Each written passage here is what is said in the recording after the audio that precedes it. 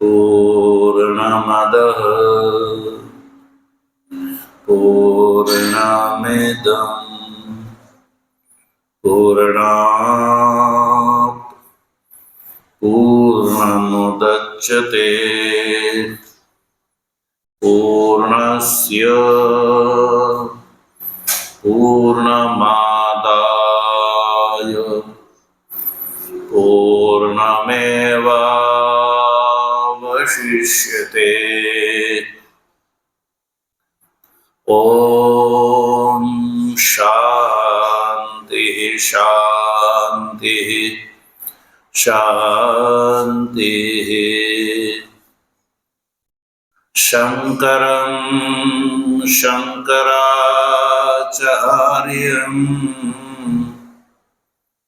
केशवं बादरायणम्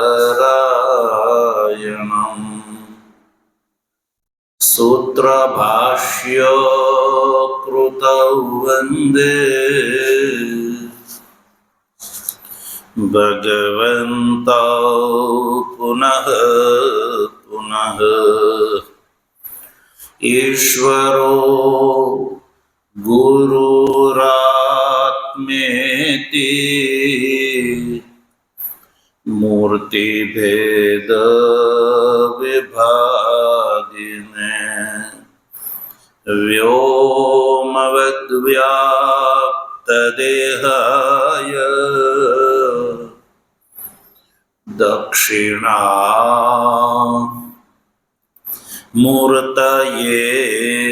नमः।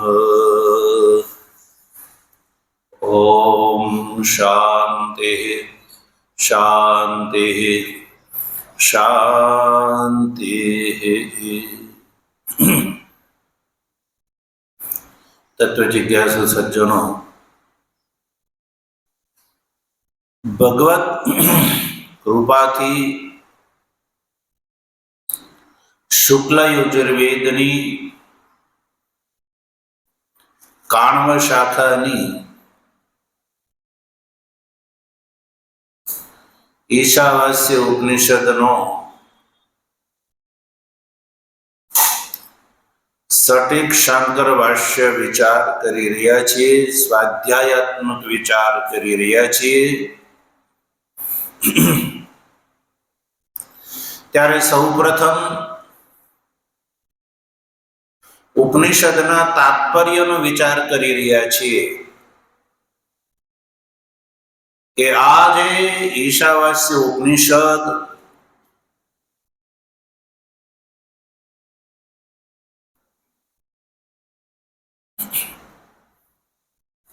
કર્મ પરક છે કે બ્રહ્મ પરક,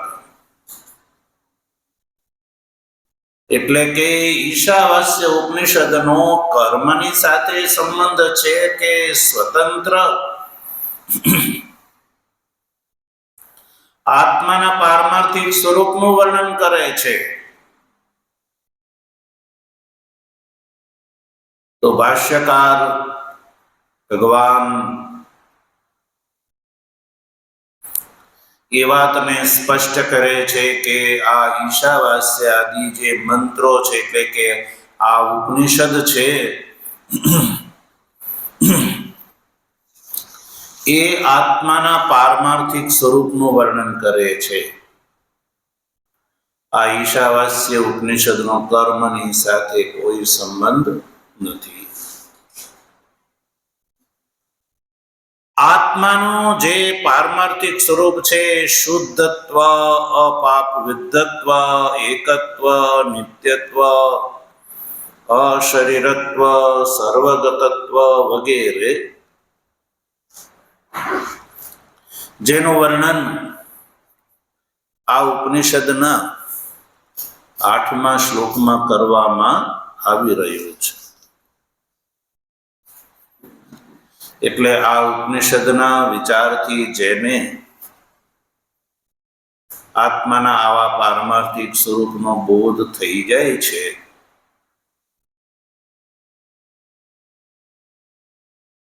તો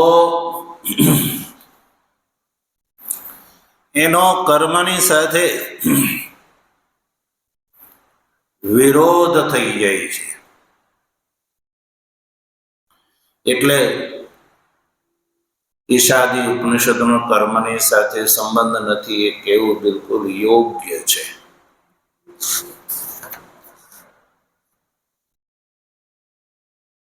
ભાષ્યકારે એક વાત એ સ્પષ્ટ કરી કે આ એક ઉપનિષદની વાત નથી. સર્વાસામ ઉપનિષદામ આત્મયાથાત્મ્ય નિરૂપણેન એવ ઉપક્ષયાત. બધા જ ઉપનિષદોનો ઉપક્ષય એટલે તાત્પર્ય અવસાન આત્માના પારમાર્થિક સ્વરૂપનું વર્ણન કરવામાં છે. એટલે આ ઉપનિષદનો અધિકારી વિષય સંબંધ અને પ્રયોજન પૂર્વ કાંડથી જુદા છે.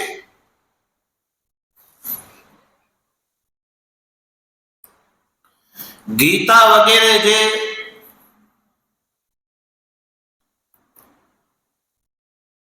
ગ્રંથો છે એ પણ આત્માના આવા પારમાર્થિક સ્વરૂપનું જ વર્ણન કરે છે.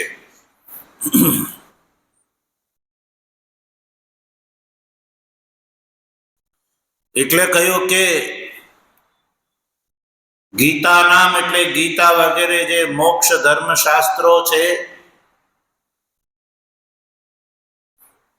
મોક્ષ વિષયક વર્ણન કરે છે, એ પણ એવમ પરત્વાદ. એવમ પરત્વાદ એટલે કે આત્માના યાથાત્મ્ય સ્વરૂપનું વર્ણન કરવામાં જ એનું તાત્પર્ય અવસાન છે.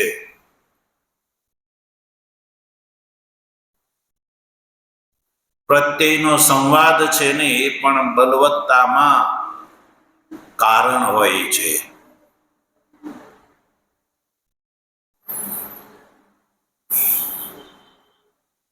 ઘણી વાર વ્યવહારમાં એવું થાય કે ભાઈ આપણે જે વાત કરીએ એ સામાવાળો માનવા તૈયાર ન થતો હોય તો તમારી વાતનું સમર્થન કરવાવાળા બીજા 4, 5, 10 વ્યક્તિ આવે અને 10 વ્યક્તિ તમારી વાતનું સમર્થન કરે તો તમારી વાત બળવાન થઈ જાય કે દુર્બળ થઈ જાય? બોલો, બળવાન થઈ જાય ને. તો એને પ્રત્યય સંવાદ કહેવામાં આવે છે. એટલે કે પ્રત્યયનો સંવાદ જે છે એ પણ બલવત્તામાં કારણ છે, એ વાત પ્રસિદ્ધ છે. એટલે કે આ એક જ ઉપનિષદ યા ઈશાદી આ એક જ ઉપનિષદ જ આત્માના પારમાર્થિક સ્વરૂપનું વર્ણન કરે છે એવું નહીં. બધા ઉપનિષદ આત્માના પારમાર્થિક સ્વરૂપનું વર્ણન કરવામાં જ એનું તાત્પર્ય છે. અને ઉપનિષદ અનુસારી જે ગીતા વગેરે છે એ પણ આત્માના પારમાર્થિક સ્વરૂપનું જ વર્ણન કરે છે.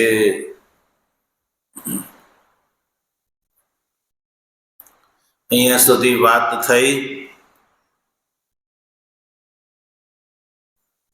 તો પછી પૂર્વ પક્ષી એટલે કે પૂર્વ મીમાંસક એ એક નવો પ્રશ્ન ઉભો કરે છે.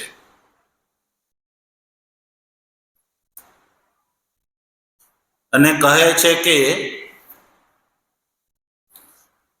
જો આત્માનું આવું જ સ્વરૂપ હોય, એતાદૃશમ આત્મતત્વમ, આ ઉપનિષદ દ્વારા પ્રતિપાદ્ય જે આત્મતત્વ છે, જેમ કે શુદ્ધ, અપાપવિદ, એક, નિત્ય, અશરીરી, સર્વગત ઇત્યાદિ લક્ષણોથી જ જો આત્માનું સ્વરૂપ આવો જો હોય તો સજ્જનો પછી કર્મકાંડનો ઉચ્છેદ થઈ જશે. કર્મકાંડનો ઉચ્છેદ થઈ જશે. તો પછી કર્મકાંડનો અનુષ્ઠાન કોઈ કરશે જ નહીં, કારણ કે કર્મકાંડનો કોઈ અધિકારી નહીં રહે. નિરધિકારીત્વાત કર્મકાંડમ ઉચ્છિદ્યેત. કર્મકાંડનો કોઈ અધિકારી નહીં રહે અને બધા જ વૈદિક સનાતન ધર્માવલંબી છે એ આ ઉપનિષદનું અધ્યયન કરીને, ઉપનિષદના અર્થનો વિચાર કરીને ઉપનિષદ પ્રતિપાદ્ય આત્માના સ્વરૂપનો એ બધાને બોધ થઈ જશે. કેવો બોધ? આ ઉપનિષદમાં જેવો આત્માનું સ્વરૂપ બતાવ્યું છે એવો બોધ કે હું શુદ્ધ છું, હું અપાપ વિદ્ધ છું, હું એક છું, હું નિત્ય છું, હું શરીરથી રહિત છું, શરીરથી જુદો છું, હું સર્વગત છું. તો જેનો આવું જેને બોધ થઈ જાય આ ઉપનિષદના વિચારના ફળ સ્વરૂપે, તો પછી આવું જ્ઞાન થયા પછી કર્મની સાથે એનો કોઈ સંબંધ રહેતો નથી. તો પછી કર્મકાંડનો તો ઉચ્છેદ થઈ જશે. કર્મકાંડ એટલે કર્મનું કોઈ અનુષ્ઠાન જ નહીં કરે.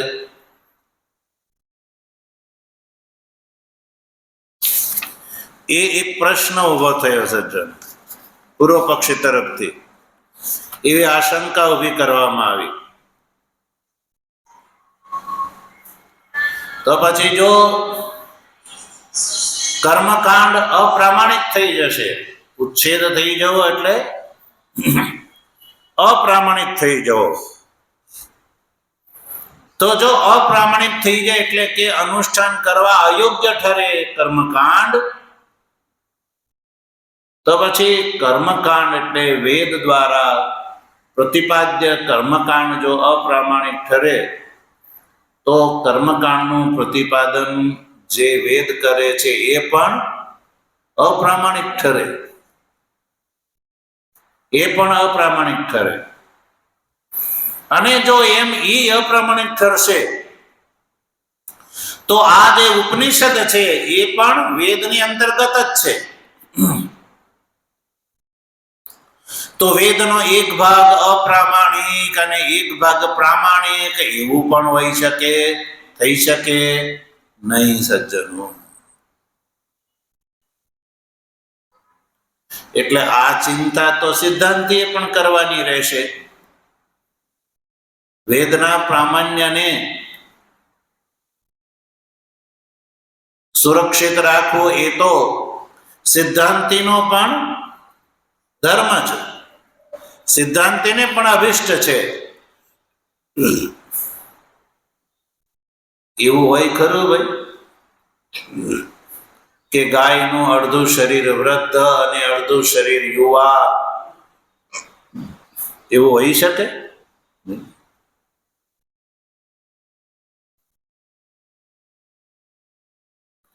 કોઈ એમ કે ગાયનો આગળનો ભાગ વૃદ્ધ અને પાછળનો ભાગ યુવા, એટલે દૂધ મળે પણ ખવડાવવું ન પડે. આવું થઈ શકે નહીં. તો સજ્જનો કર્મકાંડના ઉચ્છેદની આપત્તિ આવશે. કર્મનું પ્રતિપાદન એ જ વેદ કરે છે જે આત્માના આવા સ્વરૂપનું પ્રતિપાદન કરે છે.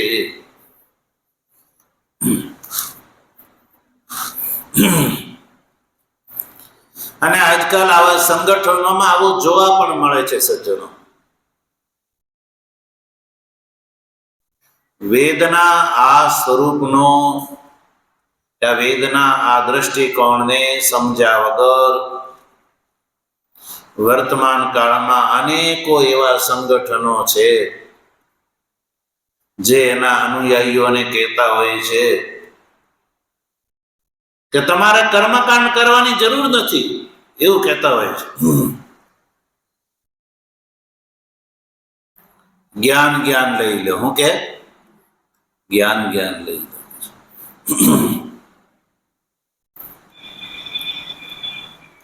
જાણી લો કે તમે સચ્ચિદાનંદ સ્વરૂપ છો, બ્રહ્મરૂપ છો.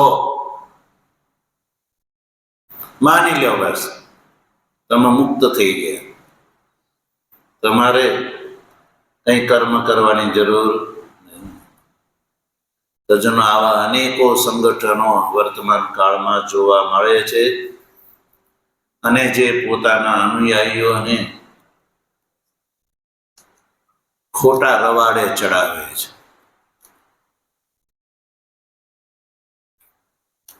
આત્મ તત્વ જ્ઞાનનો અધિકારી કોણ થઈ શકે છે?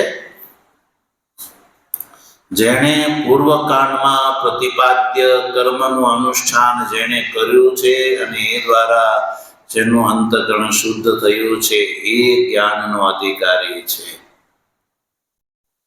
એટલે કેવલ કેવા માત્રથી જ્ઞાન થોડું થઈ જાય છે. નહીં તો અજ્ઞાની વ્યક્તિને 1000 વાર તત્વમસી મહાવાક્ય સંભળાવો તો કઈ એને અહમ બ્રહ્માસ્મિ એ બોધ થવાનો અયોગ્ય હોય, અનધિકારી હોય તો થવાનો નથી.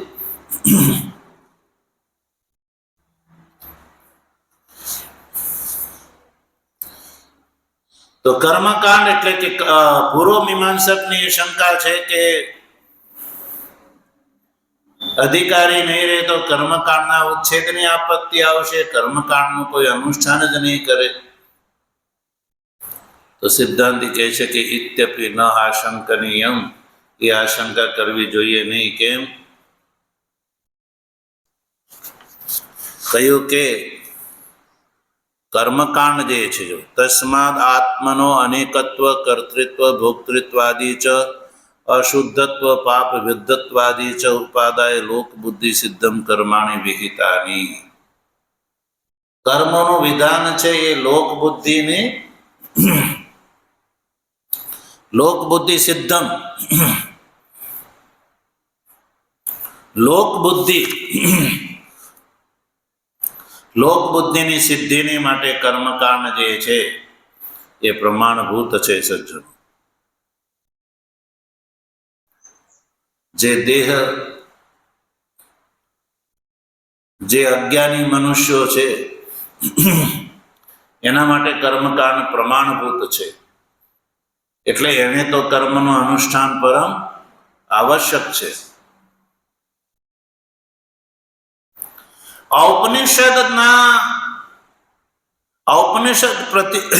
ઉપનિષદ પ્રતિપાદ્ય આત્મ યાથાત્મ્ય જે વિજ્ઞાન વાળો જે છે એ જ્ઞાનીને માટે જ કર્મકાંડ અપ્રમાણ છે. અજ્ઞાનીને માટે તો કર્મકાંડ પ્રમાણભૂત છે. સજ્જનો,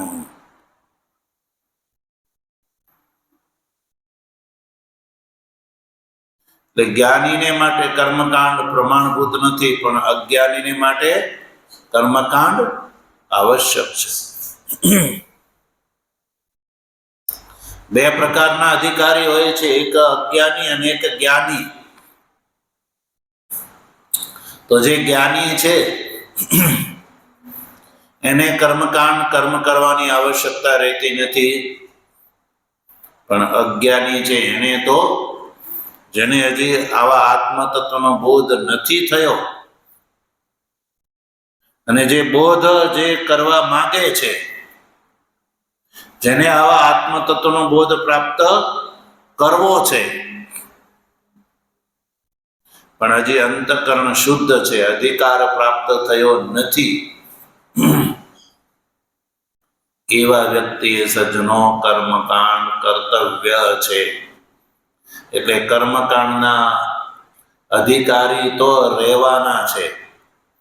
કોઈ નિરધિકારી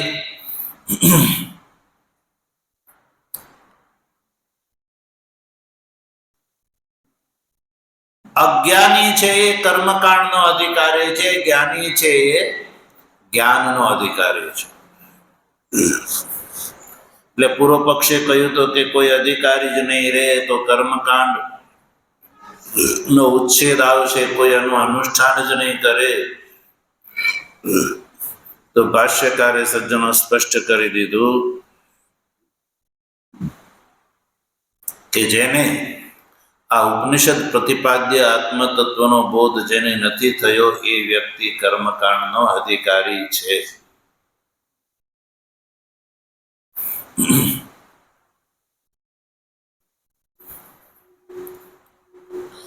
જેવી રીતે ન હિંસ્યાત સર્વા ભૂતાની વેદની એક આજ્ઞા છે, સામાન્ય બધા મનુષ્ય માટે એક આજ્ઞા છે કે કોઈ મનુષ્ય કોઈ ભૂતની હિંસા કરવી જોઈએ નહીં. એ નિષેધ શાસ્ત્ર છે. શું છે? નિષેધ શાસ્ત્ર. વિધિ અને નિષેધ. વિધિ એને કહેવામાં આવે જે વેદ કરવા માટે આજ્ઞા આપે એને વિધિ કહેવામાં આવે, અને જે ન કરવું જોઈએ નિષેધ બતાવે એને નિષેધ શાસ્ત્ર કહેવામાં આવે. તો નિષેધ શાસ્ત્ર એવું કહે છે કે મનુષ્યએ કોઈ ભૂતની હિંસા કરવી જોઈએ નહીં.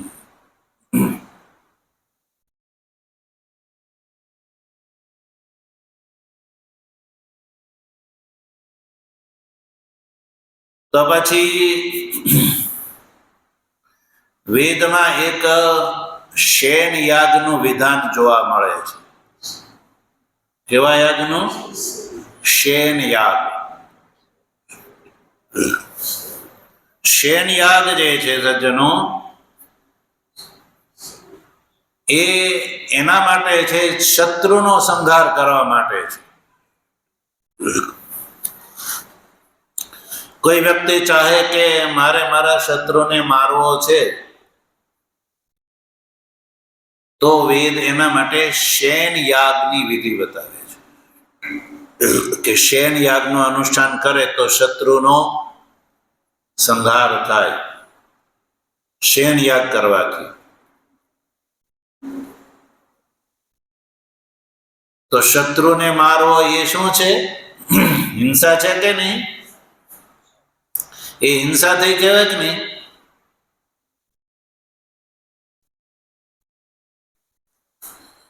તો જેને શત્રુને મારવો છે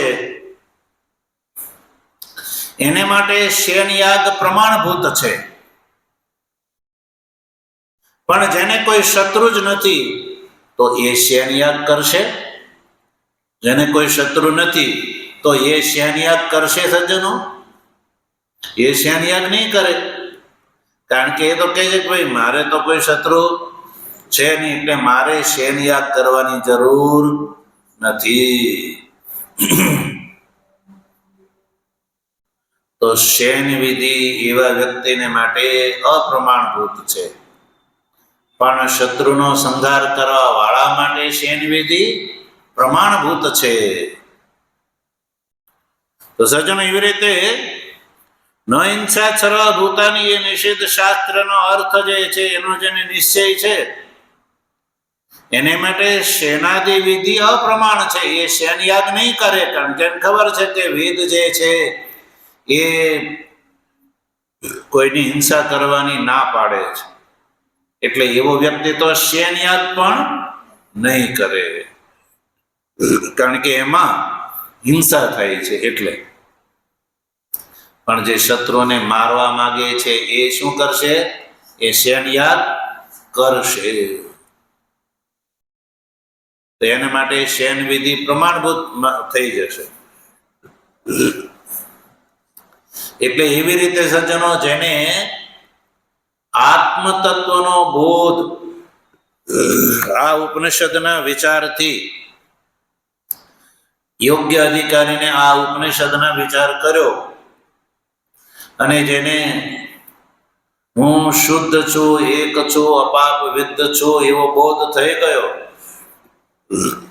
તો પછી સજ્જનો એને કર્મ કરવાની કોઈ જરૂર રહેતી નથી. એટલે જેને આત્મ તત્વનું જ્ઞાન થયું એને કર્મ કરવાની જરૂર નથી.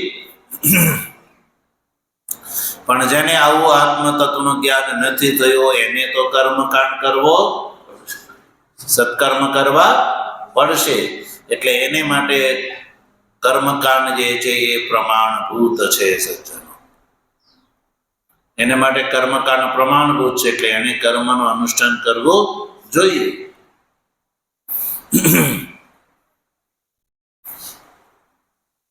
જ્ઞાનીને માટે કર્મની જરૂર નથી, અજ્ઞાનીએ તો કર્મ કરવાના જ છે.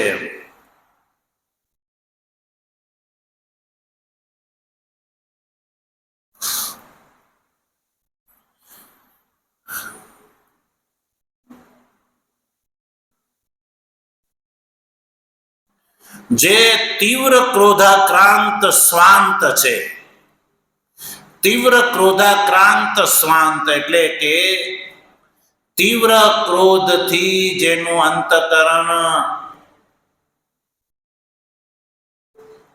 સળગી રહ્યું છે, એટલે કે જેના અંતકરણની અંદર તીવ્ર ક્રોધાગ્નિ વિદ્યમાન છે,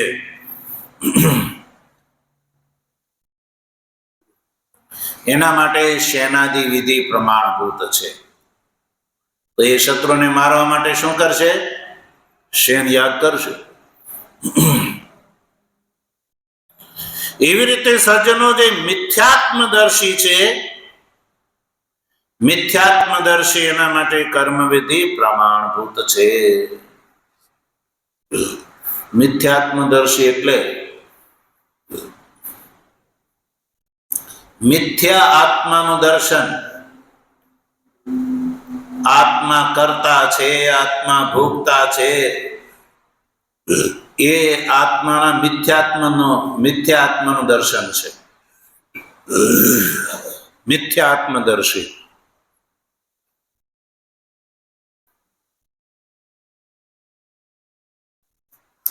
એટલે હું કરતા છું, ભોગતા છું, એ કર્તૃત્વ ભોક્તૃત્વ ભાવવાન જે છે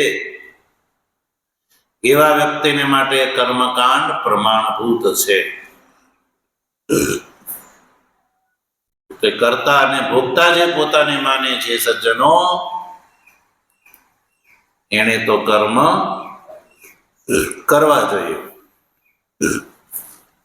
જેને આવું હું શુદ્ધ છું વગેરે બોધ નથી, હજી હું પોતાને કરતા ભોગતા માને છે એવો વ્યક્તિ જો કર્મકાંડી છોડી દે ને આ બાજુ જ્ઞાની ને થયું હોય, તો જ્ઞાન થયું નથી ને આ બાજુ કર્મકાંડ છોડી દે, તો પછી એવો વ્યક્તિ બે બાજુથી ભ્રષ્ટ થઈ જાય છે. આજકાલ એવા અનેકો સંગઠનો છે જે લોકોને આ શંકર વેદાંત સિદ્ધાંતની વાત કરે છે. કે જો શંકર વેદાંત એવું કહે છે કે આત્મા તો નિત્ય શુદ્ધ બુદ્ધ મુક્ત સ્વભાવ છે, આત્મા કરતા નથી, આત્મા ભોગતા નથી, આત્મા તો મુક્ત છે.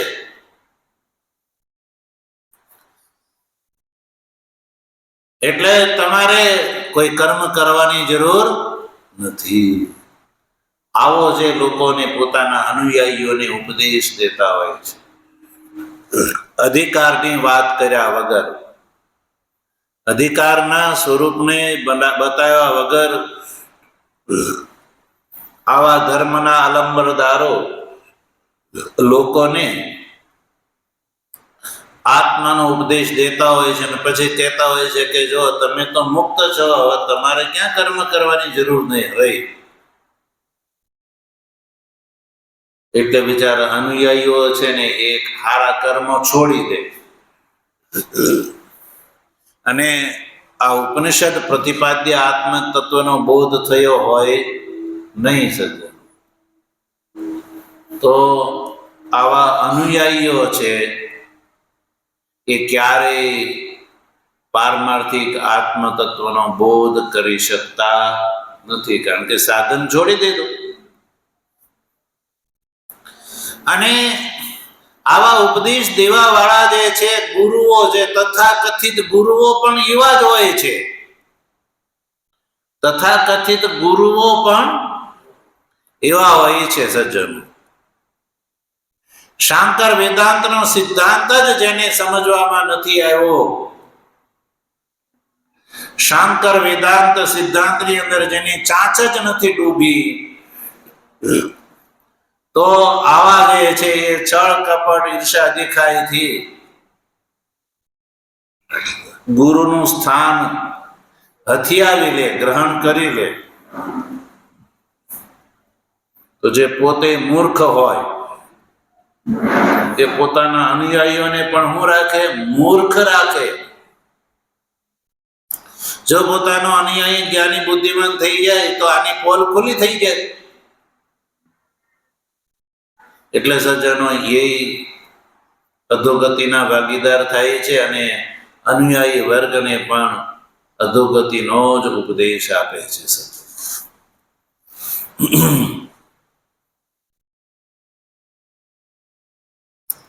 એટલે જે મિથ્યાત્મદર્શી છે એ કર્મકાંડનો અધિકારી છે.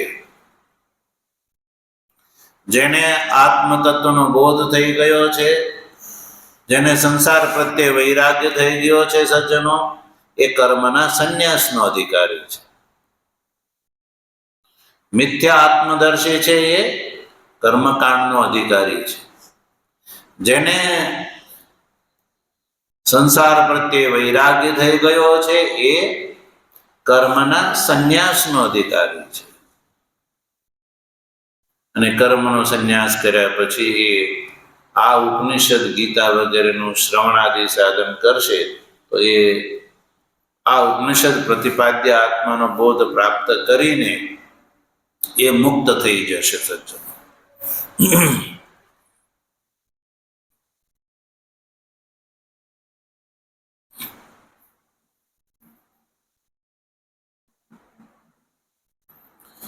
અને આ વાત સજ્જનો પૂર્વકાંડના જે આચાર્ય છે મહર્ષિ જૈમિની, એ જૈમિની પ્રવૃત્તિની સંમતિ પણ આ વાતમાં બતાવે છે કે કર્મકાંડનો અધિકારી કોણ છે? મિથ્યાત્મદર્શી જ કર્મકાંડનો અધિકારી છે. જેને આત્મતત્વ જ્ઞાન થઈ ગયું છે, કર્મકાંડનો અધિકારી નથી.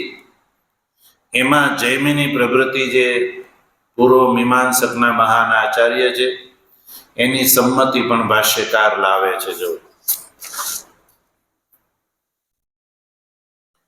યો હિ કર્મફલેન અર્થી દ્રષ્ટેન બ્રહ્મવર્ચસાદિન અદ્રષ્ટેન સ્વર્ગાદિના ચ દ્વિજાતિ અહમ ન કાણકુબ્જત્વાદિ અનધિકાર પ્રયોજક ધર્મવાન ઇતિ આત્માન મન્યતે સો અધિક્રિયતે કર્મસુ ઇતિ હિ અધિકારવિદો વદંતિ. ભાષ્યકાર લખે છે કે અધિકારવિદ, અધિકારવિદ એટલે અધિકારને જાણવા વાળા. કોણ કોનો અધિકારી છે એવું અધિકારને જાણવા વાળા અધિકારવિદ કહેવામાં આવે છે.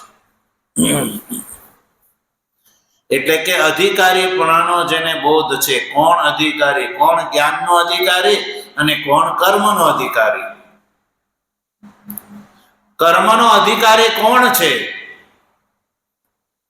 કર્મનો અધિકારી કોણ છે? કોને કર્મ કરવા જોઈએ અને કોને કર્મનો ત્યાગ કરવો જોઈએ એવા વિષયનું જેને જ્ઞાન છે, એવામાં જૈમિની જે છે એ સર્વાધિક આચાર્ય છે કે જે અધિકારવિદ છે. એ જૈમિની પ્રવૃત્તિ એટલે પૂર્વકાંડના આચાર્ય જૈમિની એ શું કહે છે કે જે અર્થિત્વ અને સામર્થ્યવાન છે ને એ કર્મનો અધિકારી છે. અર્થિત્વ અને સામર્થ્ય વાળો. અર્થિત્વ અને સામર્થ્ય વાળો જે છે એ કર્મનો અધિકારી છે. અર્થિત્વ અને સામર્થ્યથી રહિત જે છે એ કર્મનો અધિકારી નથી. કર્મનો અધિકારી કેવો હોવો જોઈએ? અર્થિત્વ અને સામર્થ્ય વાળો. જૈમિનીજી કહે છે કે જે અર્થિત્વ અને સામર્થ્યથી યુક્ત છે સજ્જનો, એ કર્મકાંડનો અધિકારી છે.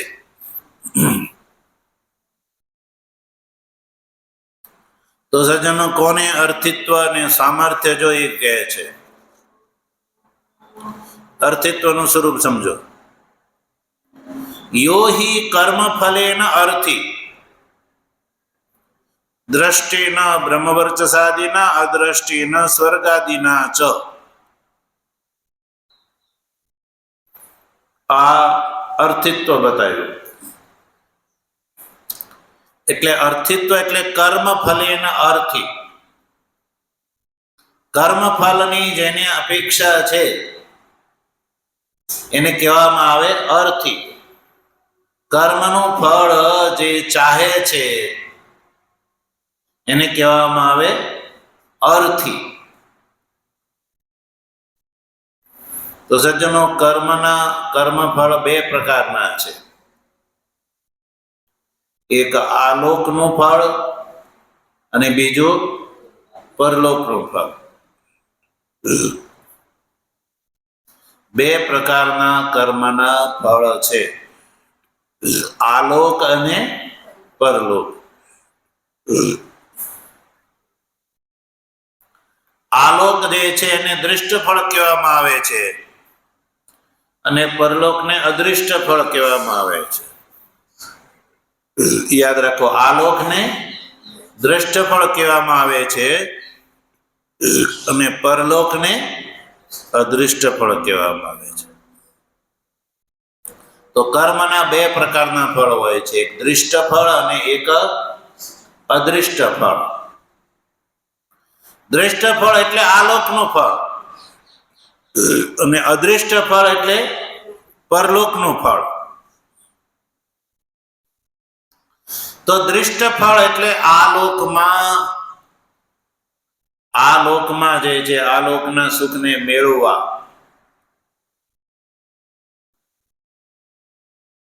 આલોકના જે ભોગ્ય પદાર્થો છે, આલોકમાં જે સુખ મેળવવું, જેને બ્રહ્મ વર્ચસ કહેવામાં આવે છે. શું કહેવાય છે? બ્રહ્મ વર્ચસ. આલોકના સુખને બ્રહ્મ વર્ચસ એવી સંજ્ઞા દેવામાં આવી છે. એટલે આલોકનું ફળ જે છે બ્રહ્મ વર્ચસ એટલે આલોકમાં મહાન પ્રભાવશાળી થવું. આલોકના જે બધા સુખો છે જેને મળી જાય,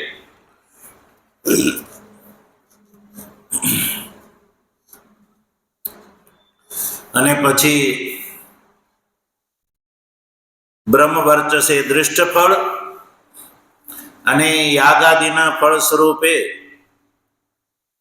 સ્વર્ગાદિ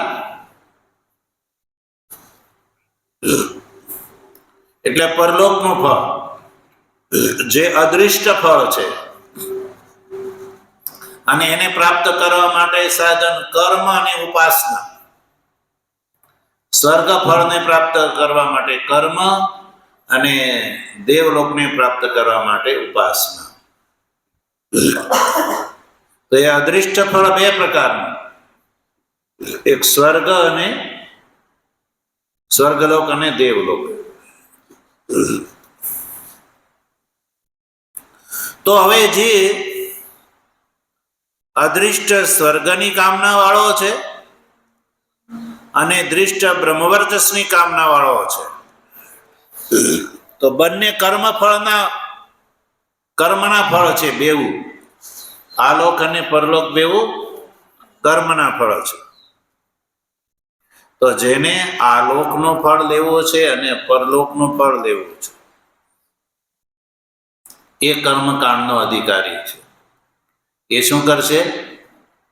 કર્મ કરશે.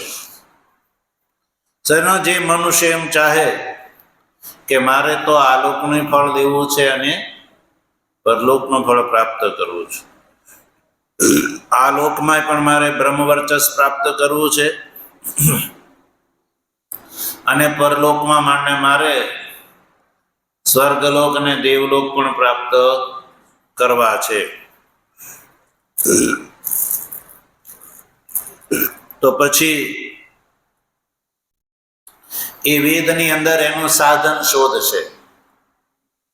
તો વેદમાં આ લોકના ફળ પ્રાપ્ત કરવા માટેના સાધનો બતાવ્યા છે, પરલોકમાં સ્વર્ગલોકને મેળવવા માટેના પણ સાધનો બતાવ્યા છે, અને પરલોકમાં જે દેવલોકને માટેના પણ સાધનો બતાવેલા છે. સજ્જનો, તો આ લોકનું ફળ જે બ્રહ્મવર્ચસાદી જે પ્રાપ્ત કરવા માટે સંતતિ છે. શું છે? પુત્રેણ જયો અયમ લોક કર્મણા પિતૃલોક વિદ્યા દેવલોક.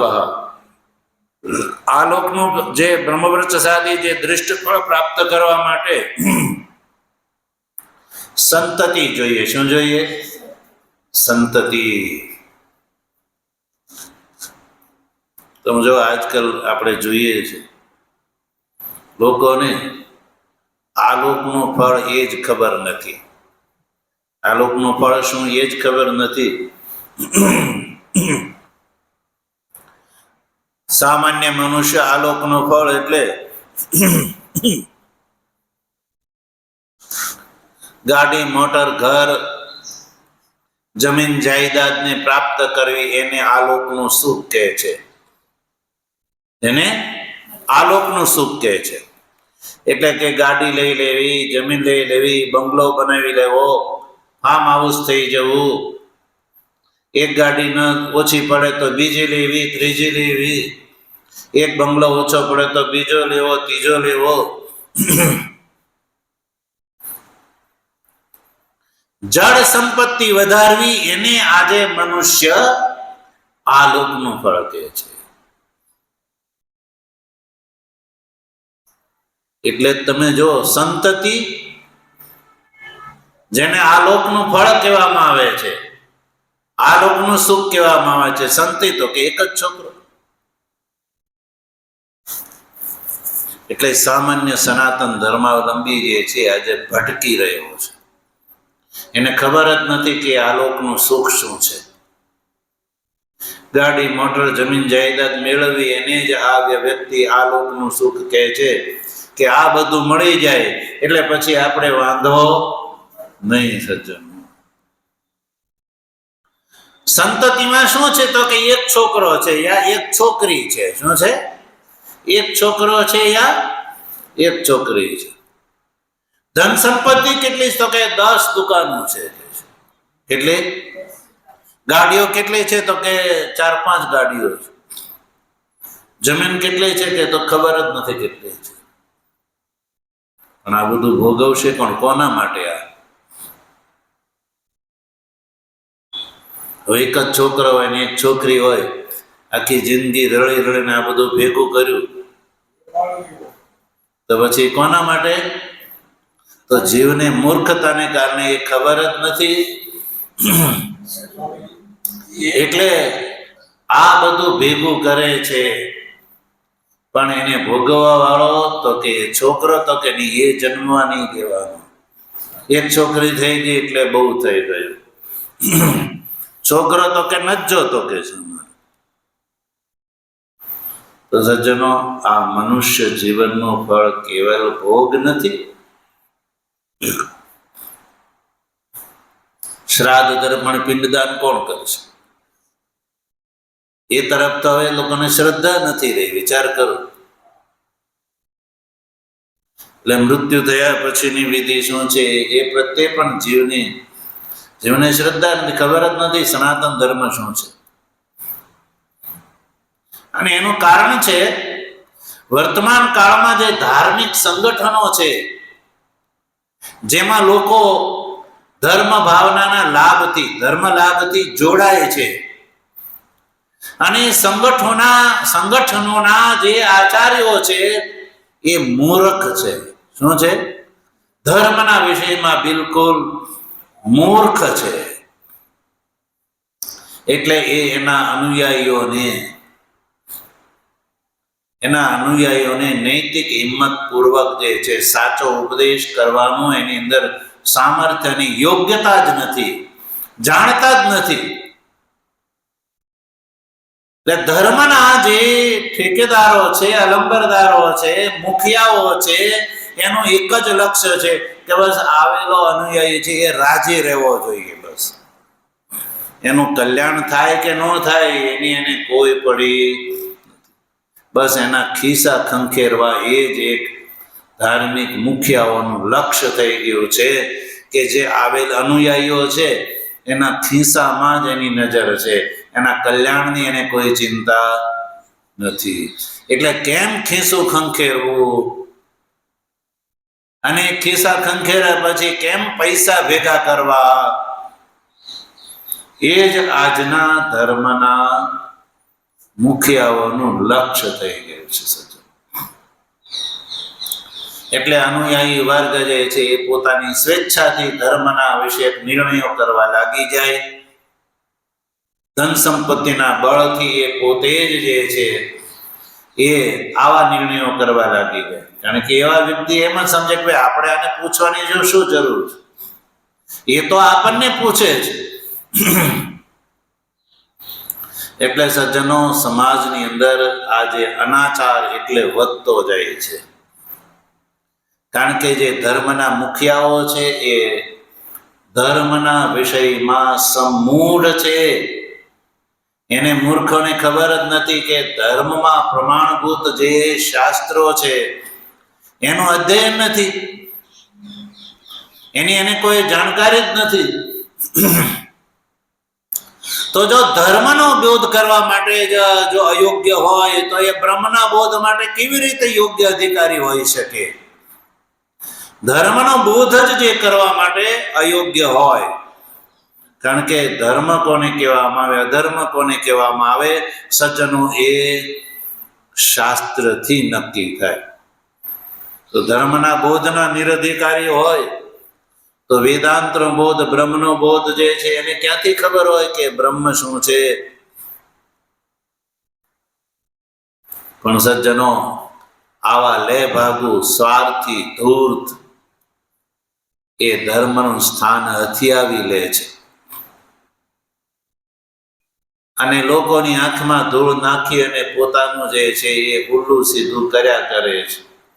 એટલે પોતે અધોગતિના ભાગીદાર થાય છે અને અનુયાયી વર્ગને પણ અધોગતિ તરફ લઈ જાય છે.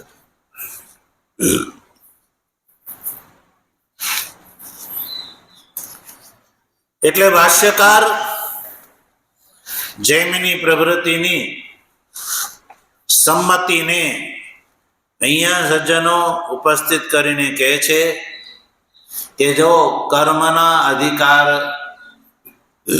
કોણ કર્મનો અધિકારી છે એવું જાણવા વાળા જૈમિની પ્રવૃત્તિ પણ એ જ કહે છે જે પોતાને અર્થિત્વથી યુક્ત અને સામર્થ્યવાન સમજે છે એ કર્મના અધિકારી છે.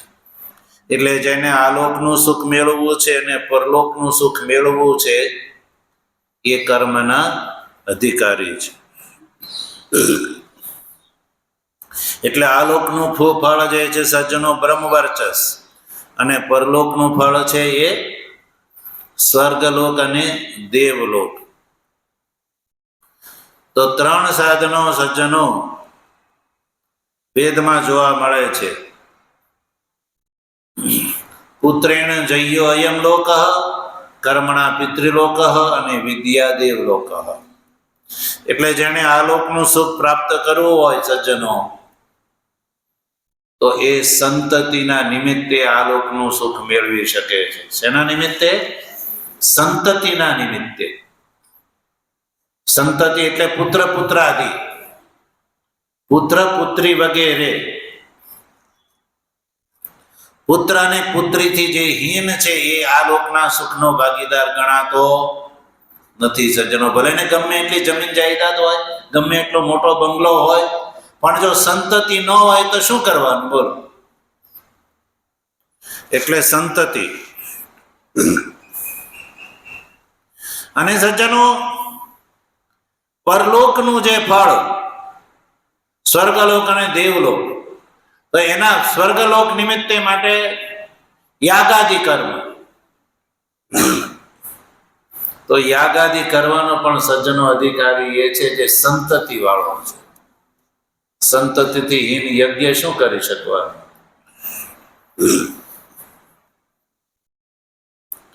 એટલે યાગાદિના ફળ સ્વરૂપે સ્વર્ગલોક અને વાનપ્રસ્થ આશ્રમ જે ઉપાસના માટે છે, એ ઉપાસનાનું ફળ જે છે સજ્જનો બ્રહ્મલોક છે, દેવલોક છે. તો જેને આલોકનું એટલે કે સંસારનું ફળ પ્રાપ્ત કરવું છે સજ્જનો, એ કર્મકાંડનો અધિકારી છે. કારણ કે આલોક અને પરલોક એ સંસાર અંતપાતી છે. કેવા છે? સંસાર અંતપાતી છે. એટલે સંસારના ફળની જેને કામના છે એને અર્થી કહેવામાં આવે છે. અર્થી. અને અર્થી છે, અર્થી એટલે ઈચ્છા. ઈચ્છા છે, પણ કઈ ઈચ્છા માત્રથી આ મળી જતું નથી. તો પછી એને શું કરવું જોઈએ? એના માટે સાધન કરવું જોઈએ. શું કરવું જોઈએ? સાધન. તો સાધન કરવા માટે સામર્થ્ય જોઈએ. શું જોઈએ? પહેલા તો લેવાની ઈચ્છા, અર્થિત્વ, પછી એના માટે સાધન. તો સાધન વાળો જે છે એને સામર્થ્ય કહેવામાં આવે, સાધન હોવું. તો સામર્થ્ય શું હોય છે? દ્વિજાતિ અહમ, હું દ્વિજાતિ છું. દ્વિજાતિ એટલે શાસ્ત્રમાં કયા પ્રમાણે કર્મ કરવાનો હું અધિકારી છું. શાસ્ત્રમાં કહેલા યાગાદિ કર્મ કરવાનો હું અધિકારી છું. શાસ્ત્રમાં બધા મનુષ્યને યજ્ઞના અધિકારી માન્યા નથી. તો દ્વિજાતિ છું એટલે મારી અંદર સામર્થ્ય છે, કર્મ કરવાનું સામર્થ્ય છે. હું જે કર્મના માટે જે જાતિ નક્કી કરેલી છે એ જાતિ વાળો હું, એ વર્ણ વાળો હું છું. જે કર્મના માટે જે વર્ણનો અધિકારી શાસ્ત્રમાં નક્કી કરેલો છે એ વર્ણથી યુક્ત હું છું, આવું જે માને છે. પછી પાછું ચાલો વર્ણ પણ છે, કર્મ કરવાના નો જે અધિકારી જે વર્ણાશ્રમીને માન્યો છે શાસ્ત્રમાં, એ વર્ણથી યુક્ત હોય. એની સાથે સાથે પાછું શરીર પણ સ્વસ્થ હોવું જોઈએ. કર્મકાંડનો અધિકારી કેવો હોવો જોઈએ? સંપૂર્ણ શરીરથી સ્વસ્થ હોવો જોઈએ. જો શરીરથી વિકૃણ હોય ને તો એ કર્મનો અધિકારી નથી પાછો. જેવી રીતે કાણો હોય, કાણો એટલે કે ચક્ષુહીન વ્યક્તિ હોય, શરીરમાં ખોડ હોય, ચક્ષુ ન હોય, અંધ હોય, યા પૂર્ણ અંધ યા આંશિક અંધ હોય, એટલે કે એક આંખે દેખાતો હોય, એક આંખે ન દેખાતો હોય, તો એ યજ્ઞનો અધિકારી નથી સજ્જનો. એ યાગાદિ કર્મનો નિરધિકારી છે. પછી કુબ્જ છે. કુબ્જ એટલે શરીરથી વિકલાંગ છે. ચાલો ઉત્તમ વર્ણમાં ઉત્પન્ન છે, પણ જો કુબ્જ હોય તો એ સજ્જનો કર્મનો અધિકારી નથી. એટલે શરીરથી પણ સ્વસ્થ હોવો જોઈએ. કાણ કુબ્જત્વાદી અનધિકાર પ્રયોજક ધર્મ વાળો જે છે એ ન હોવો જોઈએ. એટલે કે જે આત્માને આવો માને છે કે હું શરીરથી પણ સ્વસ્થ છું, ઇન્દ્રિયો પણ મારી સમર્થ છે, યોગ્ય છે, અને શરીરથી હું સ્વસ્થ છું, અને શાસ્ત્રમાં કર્મના જે અધિકારી, જે વર્ણવાળો પણ હું છું, આવો જે પોતાને માને છે, સો અધિક્રિયતે કર્મસુ, એ કર્મમાં અધિકારી છે સજ્જનો.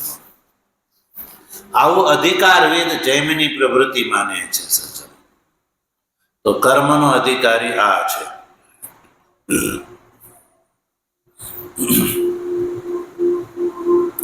તો સજ્જનો, કર્મનો અધિકારી જે છે અજ્ઞાની છે, અર્થિત્વ અને સામર્થ્ય વાળો છે એવું માનવામાં આવ્યું. હવે જે પોતાને હું શુદ્ધ છું, અપાપ વિદ્ધ છું, એને અહીંયા કર્મનો અધિકારી માન્યો છે નહીં. એને કર્મની સાથે કોઈ સંબંધ રહેતો નથી સજ્જનો. એટલે આવા મનુષ્યો બહુ છે. એટલે કર્મકાંડના ઉચ્છેદનો કોઈ સવાલ ઉભો થતો નથી. આગળની વાત છે, ભગવાનની કૃપા છે તો વિચાર કરીશું. ઓમ પૂર્ણમદ પૂર્ણમિદમ પૂર્ણાત પૂર્ણમુદચ્યતે પૂર્ણસ્ય પૂર્ણમાદાય પૂર્ણમેવાવશિષ્યતે. ઓમ શાંતિ શાંતિ શાંતિ. શંકરં શંકરાચાર્યં કેશવં બાદરાયણં સૂત્રભાષ્ય કૃતૌ વંદે શ્રુતવन्तૌ પુનઃ પુનઃ. ઈશ્વરો ગુરુરાત્મેતિ મૂર્તિભેદ વિભાગિને વ્યોમવદ્વ્યાપ્તદેહાય દક્ષિણામૂર્તયે નમઃ. ઓમ શાંતિ શાંતિ શાંતિ. સદ્ગુરુદેવ